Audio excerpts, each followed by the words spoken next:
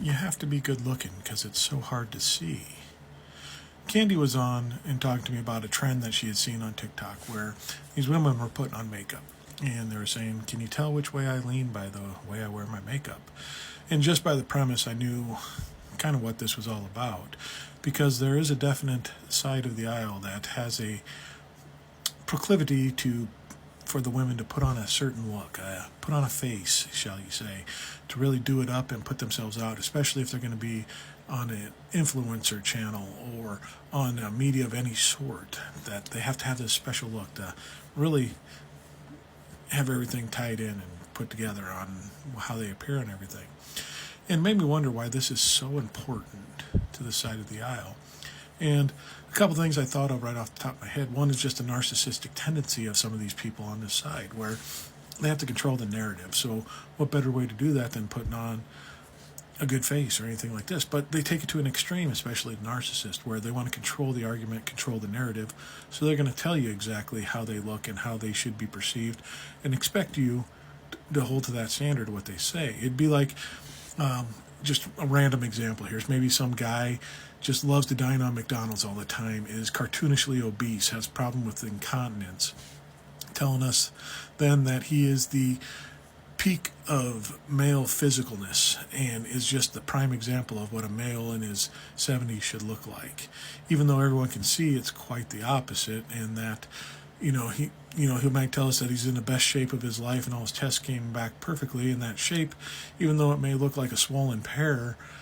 Apparently it's the best looking that he is, and then he lies obviously about the weight. If and this is just an example that I just made up here, saying that he's like 205 pounds when you look at a man that's 205 pounds looks nothing like that, and that would kind of be dwarfed in the wideness scale of everything on here. But that's beside the point. It's about hair implants and Botox and all this. You see all these, the look that some of these people are having now. They all have that certain look that's going on from the facial reconstruction surgeries that they're doing.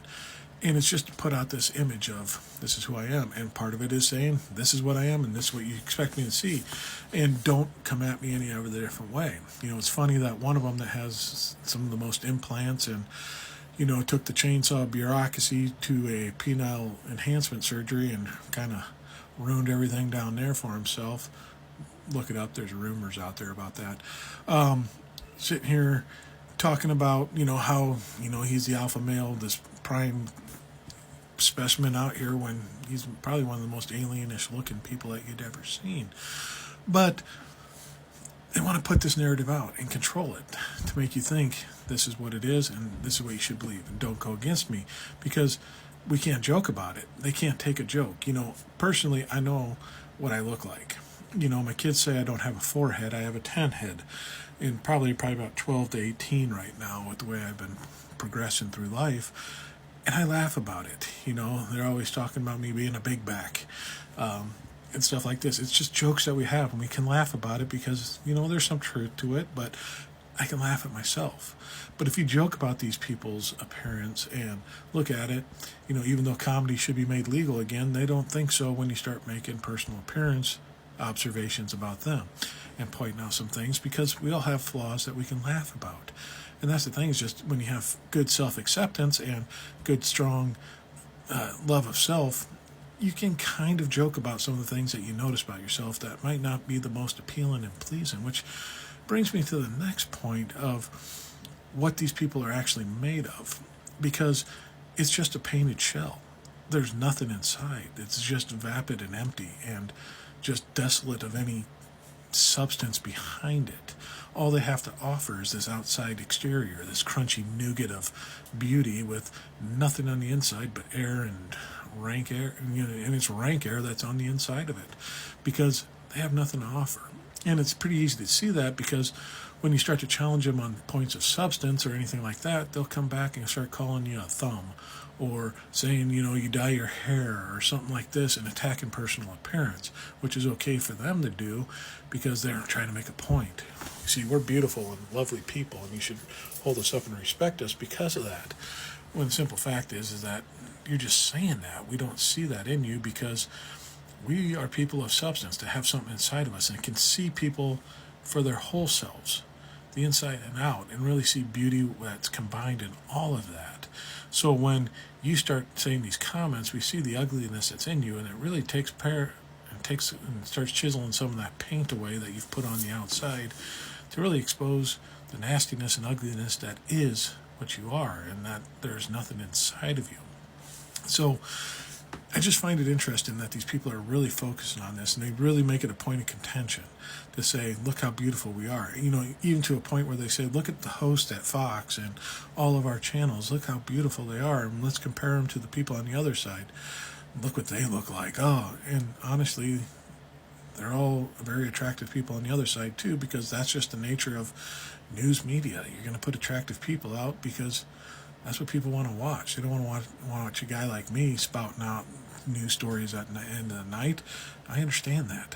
I can accept that. That's part of life. But that's what's all their life to them, is the outside shell. And when you crack it and see that there's nothing inside, that's all they ever have to offer to the world, is just an external beauty.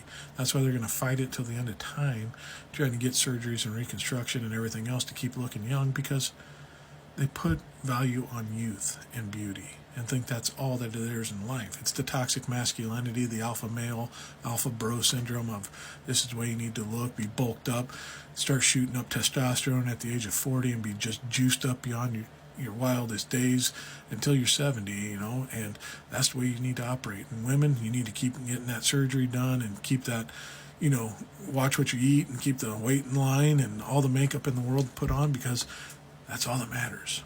And I know a lot of women out there can really relate to this, because when they came from the evangelical faith, that was their only value, was their beauty. I know Candy's told this to me many times, talking to me about this. Other women have told me about this too when we've interacted on this subject, of that they felt their only attribute in life when they were evangelical was their look and their beauty, because they were afraid that if they ever lost it, their husbands would walk away, and then they'd be left with nothing, because they weren't trained to do anything else in the world but be a housewife and a wife and a mother. And if they lost their beauty, they lost everything that they possibly could have. So there's a lot of value tied into that, and it's bled over into the male culture too now, where it's all part of that. And it's a sad and despicable thing that's going on. When we can finally sit down and just realize people are people, we all have flaws, we all have imperfections, and if we can get past that and see what's on the inside and see what the character is, because there are a lot of very attractive people that are good people on the inside, and they shows, and they never are concerned about the looks of other people or anything like that. It's a good example to set. When you can see the beauty on the inside and have that show through everything else, it shows what kind of character you are, and that you actually have some substance inside of you that's worth putting out into the world. But all you focus with is on the outside shell and not on the inside, you got nothing to offer to anyone that's worth of any value.